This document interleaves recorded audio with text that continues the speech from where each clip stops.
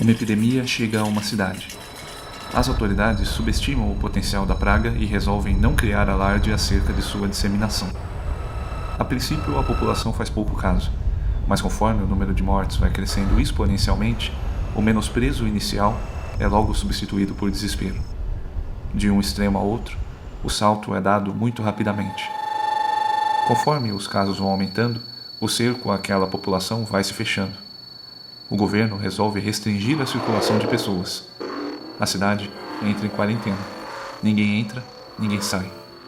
Como não poderia deixar de ser, surgem aproveitadores que buscam lucrar com o estado de exceção. Isso tudo se passa durante o surto de peste bubônica na cidade de Wuhan, no litoral da Argélia, no romance A Peste, publicado em 1947 por Albert Camus.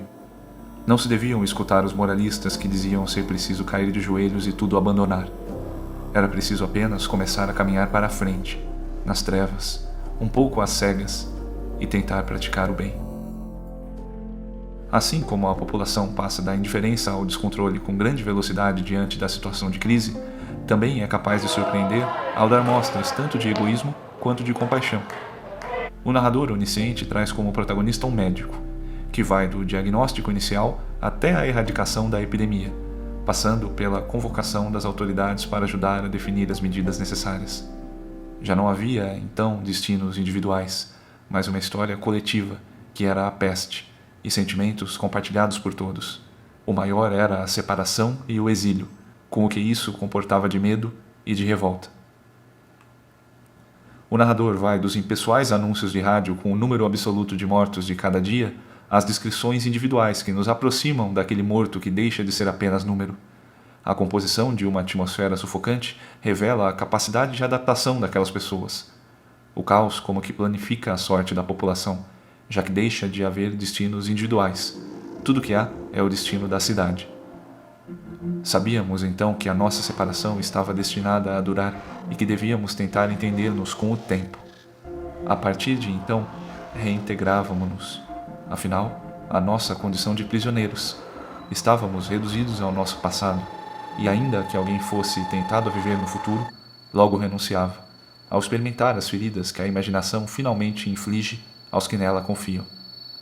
Isolados de seus entes queridos, que não podiam retornar à cidade por conta da paralisação dos trens, os habitantes precisam desenvolver formas de colaboração. Suas chances de sobrevivência dependem de se organizarem em conjunto. Assim, surge um sentimento de comunidade. Mais que isolamento, a única possibilidade é a união. Os problemas não são de um, mas de todos. A epidemia é democrática, trata todos por igual. E todos devem lidar com isso.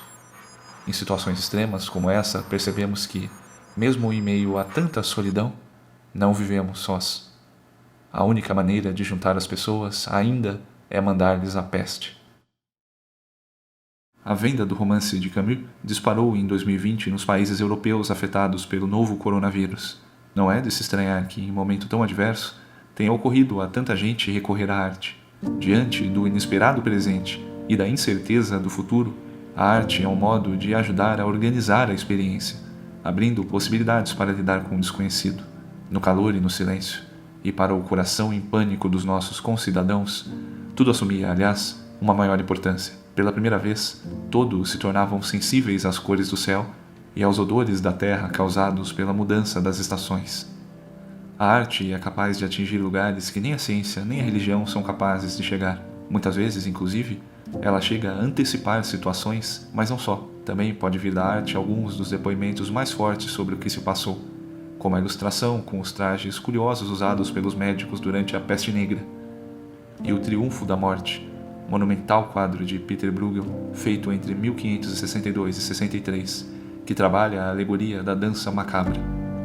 Muito comuns em fins da Idade Média, essa alegoria lembra que, não importa quem seja, na morte todo mundo dança, seja rei ou religioso. Seu surgimento está associado à peste negra, cuja quantidade de mortes causadas lembrou às pessoas como a vida é um triz. Diante de todo o terror apresentado na tela, somente um casal que se diverte com música é capaz de ignorar a morte que se acerca deles com todo o seu séquito. Mesmo em meio a tanta solidão, não vivemos sós.